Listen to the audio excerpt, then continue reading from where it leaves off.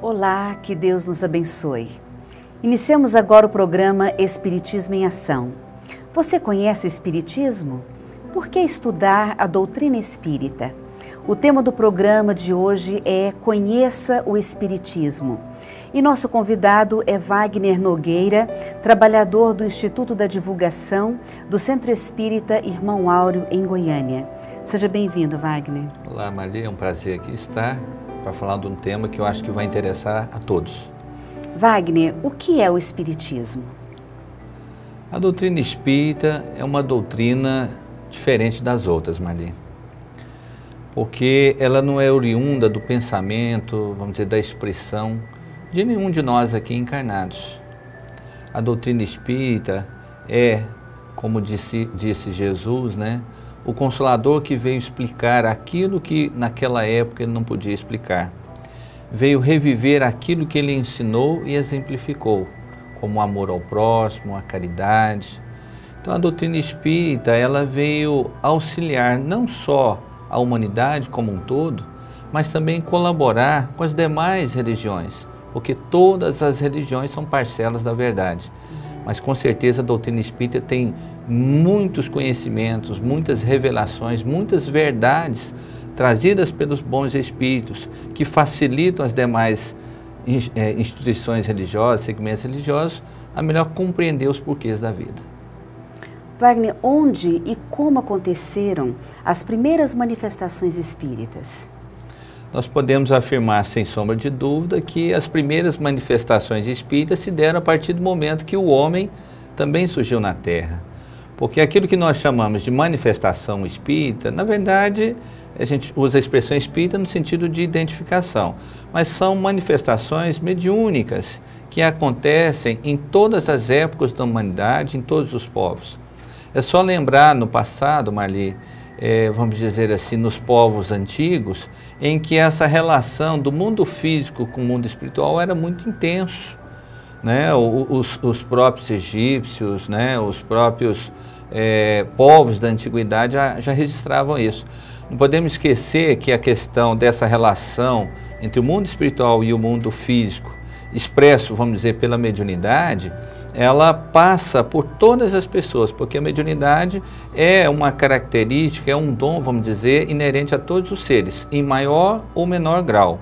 Na Igreja Católica, por exemplo, se atribui muito essas manifestações espíritas quando as pessoas, né, como o caso do aparecimento de Nossa Senhora na cidade de Fátima, né, ou dos santos, como acontecia com Santa Mônica, a mãe, né, de Santo Agostinho, que aparecia para ele.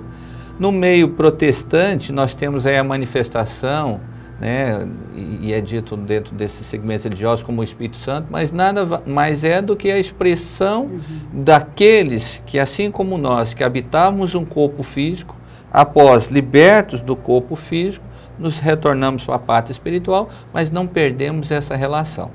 Agora, para efeitos, vamos dizer assim, do estudo mais aprofundado dessas manifestações espíritas, nós tivemos aí no século XIX, em torno de 1840, vamos dizer 1850, 1860, um fenômeno maciço dessas manifestações no mundo todo. Aqui no Brasil, na Europa, na América, enfim, de maneira que esses fenômenos passaram a ser estudados por pesquisadores, não foram nem religiosos, né? Nós temos aí a figura do Sr. William Crookes. Para quem é estudioso de física sabe perfeitamente qual era a autoridade desse cientista chamado William Crookes para a época, que contribuiu com descobertas importantes que influenciaram, vamos dizer assim, até nas teorias que nós temos hoje da física moderna, e que estudava o fenômeno das manifestações mediúnicas, como no caso de materialização do espírito Kate King, né, em que era feito o diálogo, né, vamos dizer, a tomada da pulsação, a respiração, fotografia, isso tudo feito de forma científica. Mas nós chamamos a atenção para um grande pesquisador, um grande trabalhador, vamos dizer assim, da seara no campo da literatura, no campo da educação, que foi, né, um discípulo de Pestalozzi, Hippolyte Léon Denisard Rivail, um cidadão dos mais célebres da França nessa época, que passou a estudar esses fenômenos mediúnicos. E depois de estudar que para todo efeito tinha uma causa, ou seja, esses fenômenos estavam acontecendo, ele tinha que ter uma explicação.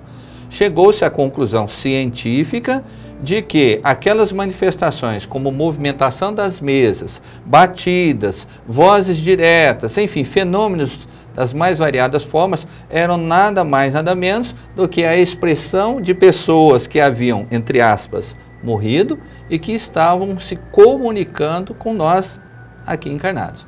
Então, mais na frente, vamos dizer assim, esse pedagogo, chamado Hipólito Leon Denizar Rivaio, por entender então a complexidade disso aí, adotou o nome de Allan Kardec e codificou, através desses estudos, a doutrina espírita contida no Livro dos Espíritos. Allan Kardec, podemos dizer que foi um fundador do Espiritismo? Nós podemos dizer que é o codificador, mas com certeza as bases da doutrina espírita e os porquês que nós trazemos no nosso coração estão contidas nessas 1019 perguntas e respostas. Nós vamos para um breve intervalo e continue conosco.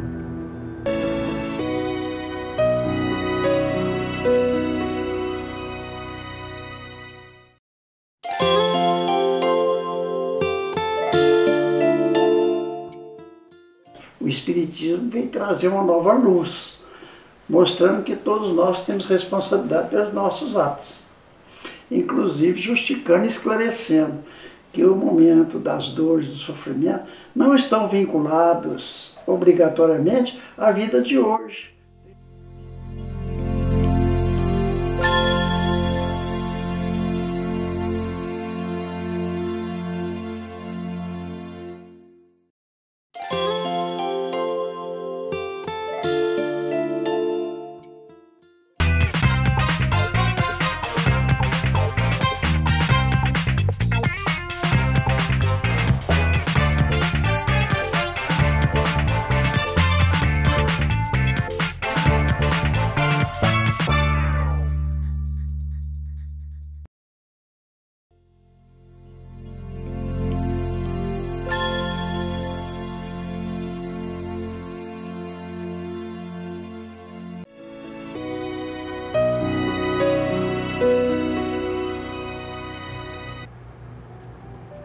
Estamos de volta com o programa Espiritismo em Ação, com o tema Conheça o Espiritismo. Wagner, juntamente com Allan Kardec, quem também contribuiu para esclarecer as bases da doutrina espírita? Como bem afirma Allan Kardec, uma das obras básicas, que aí nós podemos destacar o Livro dos Espíritos, o Livro dos Médiuns, o Céu e o Inferno, o que é o Espiritismo como uma obra complementar e tantas obras, né? A Revista Espírita. Mas Kardec afirma que a doutrina espírita é uma doutrina que ela evolui também, porque novos descobrimentos, novas revelações vão sendo incorporadas dentro dela. Mas dentro do trabalho pioneiro, nós podemos dizer o seguinte, que Kardec não trabalhou sozinho, Allan Kardec não trabalhou sozinho. Nós temos aí a figura direta de Gabriel Delane, Camille Flammarion, Leon Denis e de João Batista Rustem. Esses quatro fizeram um trabalho de estudo um pouco mais detalhado de alguns aspectos, vamos dizer assim, da codificação espírita, né? Teve aquele que trabalhou no aspecto religioso, como Rustem. Nós temos aí Flammarion, que estudou a questão do descortinamento dos céus, Leon Denis no campo da filosofia e assim por diante. Mas, ao longo do tempo, muitos médiuns vieram trazendo contribuições através das mensagens que o mundo espiritual passou. Nós temos aí recentemente, por exemplo, a presença do nosso querido Francisco Cândido Xavier, que através aí de um pouco mais de 60 anos, né, de 80 anos de mediunidade, nós tivemos a oportunidade de ter aí, Marli, mais de 450 obras de natureza religiosa, de natureza psicológica, científica, romances, perguntas e respostas, aquelas mensagens das mãezinhas, né, das crianças desencarnadas confortando seus pais, seus familiares. Então a doutrina espírita tem a sua base assentada na obra O Livro dos Espíritos, mas na verdade nós temos aí várias outras obras, vários outros médios que colaboraram com essa codificação. É uma literatura vasta, ao alcance de todos, né? Com certeza, para todos os gostos, para todas as idades, para todo o público, né? Wagner, por que estudar o Espiritismo? Marli, nós estávamos aqui pensando como é difícil a ignorância. A ignorância dói na nossa alma. Não a ignorância na acepção, vamos dizer assim, vulgar, né? Essa pessoa, quando é violenta, fala que é ignorante. Não é essa ignorância que nós estamos falando. A ignorância da vida. De onde eu vim, Marli?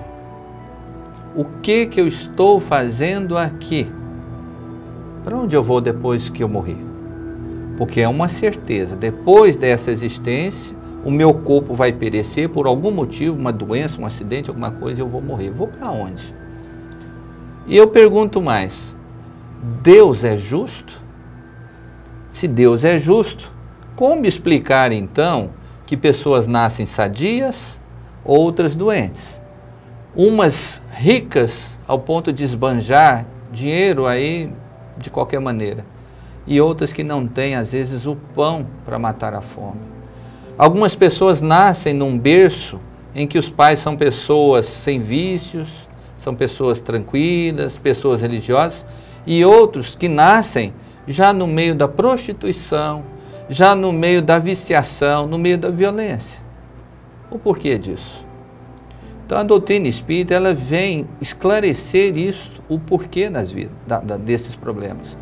Jesus, quando esteve conosco, certamente devido à nossa condição espiritual da época, não pôde explicar tudo, como ele mesmo afirmou. E a doutrina espírita hoje vem nos explicar isso, o porquê da vida. Você mãezinha, você pai nesse instante que perdeu um filho, né, que está aí sem entender o porquê, né, em plena juventude, tenha certeza que a doutrina espírita tem explicação, tem o consolo para suas dúvidas. Wagner, você falou de questões essenciais da vida. Sim. Quem somos nós, de onde a gente veio, para onde nós vamos. Ao estudar o Espiritismo, nós podemos encontrar respostas para essas questões? Olha, nós podemos afirmar isso, Marli, porque durante a nossa aprendizagem, dentro da nossa vivência espírita, nós trazíamos desde o início, dentro da nossa juventude, essas perguntas. Doía ao nosso coração quando alguém falava assim, que os inocentes pagam pelos pecadores. E depois nós fomos estudar que isso era hábito e frase lá do farisaísmo, que de certa forma contaminou o cristianismo primitivo. Então nós podemos dizer por experiência própria e por análise de todas as pessoas, que todos aqueles que traziam em seus corações essas dúvidas, esses questionamentos, essas angústias por não compreender o que estava acontecendo, e ao adentrarem ao conhecimento espírita, e nem sempre se tornando espírita, ao contrário, mas adentrando ao conhecimento espírita, tiveram esses esclarecimentos e o consolo. Nós iremos agora para um breve intervalo e já voltamos com o Espiritismo em Ação. Continue conosco.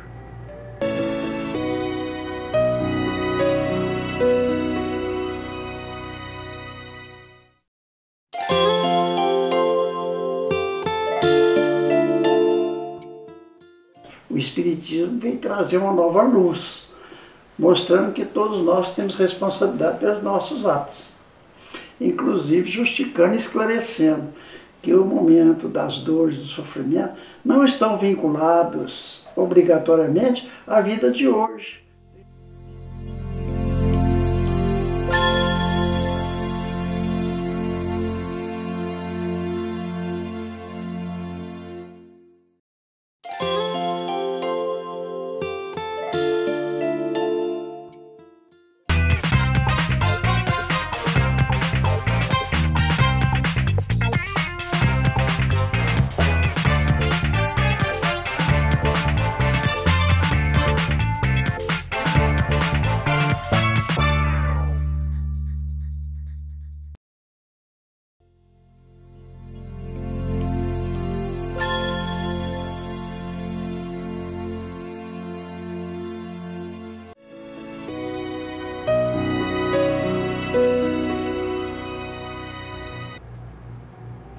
Estamos de volta com o programa Espiritismo em Ação, conversando sobre Conheça o Espiritismo.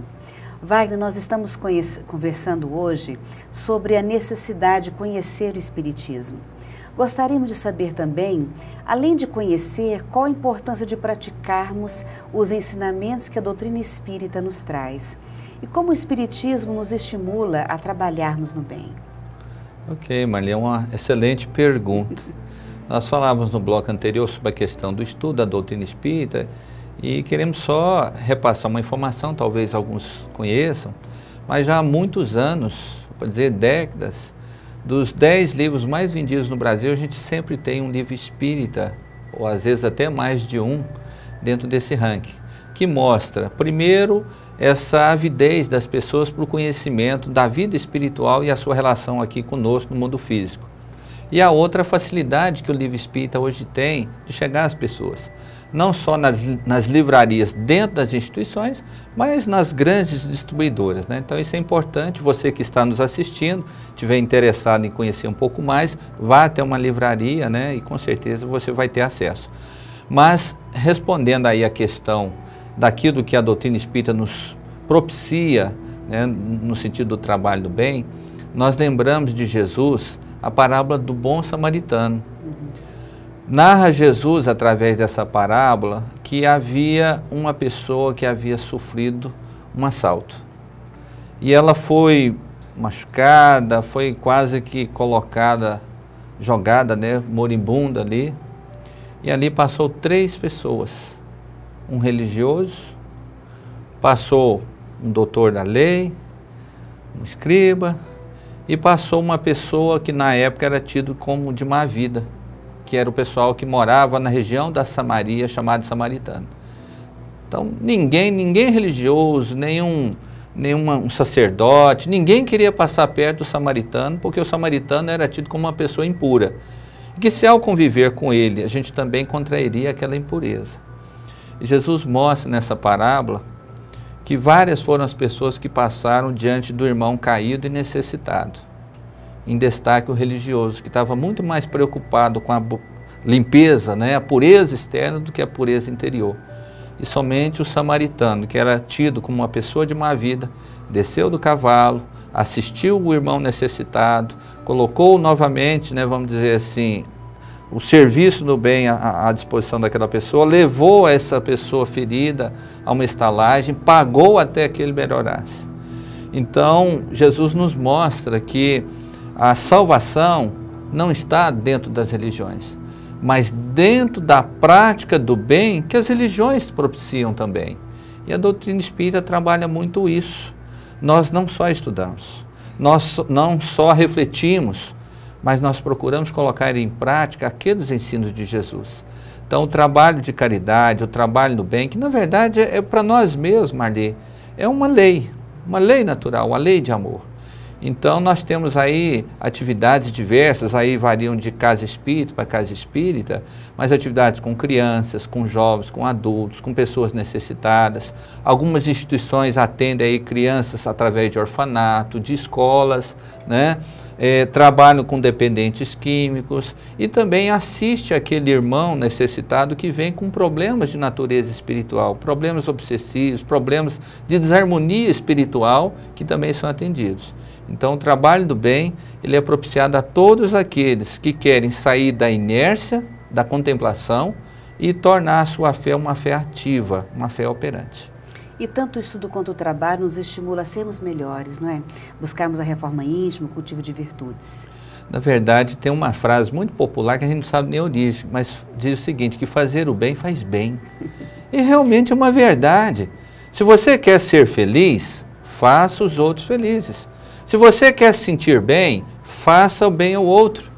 O egoísta, Marli, que se fecha em si, está preocupado consigo, com seu círculo familiar, ou às vezes até aquele grupinho religioso, esse realmente não está vivendo a felicidade. Como disse Jesus, né, amar ao próximo como a nós mesmos e a Deus sobre todas as coisas, são máximas que todos nós devemos observar. Nós vamos assistir uma matéria que mostra relatos de pessoas que conheceram o Espiritismo e modificaram suas vidas a partir disso. Acompanhe conosco. O Espiritismo, ele trouxe muitas mudanças em minha vida. E uma delas foi fazer com que eu visse a vida de uma forma diferente. Não aquela vida do dia a dia em que você não sabe por que tem problemas, por que você está aqui ou como enfrentar as dificuldades, né? Mas ele me ensinou como eu poderia passar pelas dificuldades com mais aceitação, com mais serenidade, o porquê de tantas, às vezes, de tantas dificuldades, o porquê de tantas dúvidas dentro da minha cabeça. Sou espírita desde os 9 anos de idade e a diferença na minha vida foi, na verdade, a minha orientação ética, a minha orientação para a vida. Todas as minhas dúvidas existenciais que já apareceram, eu busquei no Espiritismo a resposta. E eu acho que o que mais contribuiu para mim me ensinou a doutrina espírita a acreditar mais nas pessoas, a trabalhar para um mundo melhor, a acreditar que a gente pode fazer algo diferente para os outros. Essa é a grande diferença que eu considero para a doutrina espírita. Para mim é de fundamental importância frequentar o centro, pois o Espiritismo me trouxe uma realidade mais ampla do que é Deus, do que é religião, trabalhando principalmente os ideais de amor e perdão, que foram os ideais que Jesus, né, nos pregou quando Ele veio nos visitar aqui à Terra. Então eu acredito que essa tem sido a maior diferença do Espiritismo na minha vida. Eu nasci em berço espírita, desde que eu me entendo por gente. Eu sou espírita, convivo com muitas pessoas espíritas, aprendi os princípios da doutrina e hoje em dia, depois que eu passei pela minha infância, minha adolescência, que eu consigo pensar na minha vida, nas minhas escolhas, eu vejo o tanto que foi importante para mim, para a minha formação, o Espiritismo, ter tido esses princípios de caridade, de respeito, de amor ao próximo. Hoje, enfrento as minhas dificuldades com mais sabedoria. Tenho Jesus mais dentro de mim e o dia a dia da gente, a gente entende melhor por que a gente passa por certas coisas. É o cerne da minha existência, é onde eu encontro o meu repouso, o meu abrigo, a minha orientação, me auxilia nos meus estudos, na minha profissão, na minha vida, com os meus amigos, minha vida afetiva, em família. Então, eu não consigo imaginar minha vida sem a doutrina espírita. Talvez eu fosse uma pessoa menos feliz, menos fraterna, menos amiga. A doutrina espírita me ensina realmente a ser um ser humano completo. Hoje em dia, eu consigo ser diferente por uma escolha minha, né? Porque eu consigo refletir sobre isso por causa das minhas reformas íntimas que eu aprendi dentro da doutrina espírita, dentro dessa religião. Entender o vínculo maior que existe entre mim, Deus e os outros seres humanos que aqui estão e entender qual é o meu papel, a minha função para a melhoria desse nosso planeta, né, desse nosso mundo, desse nosso universo. Wagner, o que será estudado na casa espírita quando a pessoa chegar pela primeira vez, buscando esclarecimento, buscando lenitivo para suas dores, respostas para suas dúvidas? Marli, veja só, nós temos aí no Brasil milhares de casas espíritas, cada um com métodos às vezes um pouco diferentes do estudo da doutrina espírita, que via de regra são voltados exatamente para responder essas questões. Mas na casa espírita que nós trabalhamos, bem como outras aí no país, algumas no exterior, nós adotamos uma metodologia que está inserida em vários livros publicados pela editora Alta de Souza. E para aquele iniciante que vamos dizer, está interessado em aprender, ao chegar na casa espírita é ofertado gratuitamente, porque todo o trabalho dentro da casa espírita é feito dessa forma, vamos dizer, sem dízimo, sem contribuição, de forma obrigatória, ou mesmo pagar para participar dessas atividades. Então nós ofertamos o curso Noções Básicas de Doutrina Espírita. Curso esse que na nossa casa, como outras que nós nos referimos, são realizados aos sábados, no final da tarde, início da noite, com 2 horas de atividade doutrinária de estudo e meia hora voltado para a nossa reforma interior, que é a outra preocupação que nós temos dentro dessa metodologia. E no curso Noções Básicas, ele visa atender exatamente isso, as questões básicas atinentes às dúvidas que trazemos em nosso coração. E a primeira aula desse curso corresponde exatamente à primeira pergunta de O Livro dos Espíritos. O que é Deus? Deus, Marli, Às vezes a gente tenta definir de várias maneiras, de várias interpretações, às vezes humanizamos Deus como se Deus estivesse aqui em carne e osso, ou Deus fosse semelhante a nós diante das nossas imperfeições, mas Deus é algo muito mais sublime. Então, nessa primeira aula, nós estudamos sobre o que é Deus, a presença de Deus em nossas vidas, né? A influência de Deus em nossas vidas, a nossa relação para com Deus.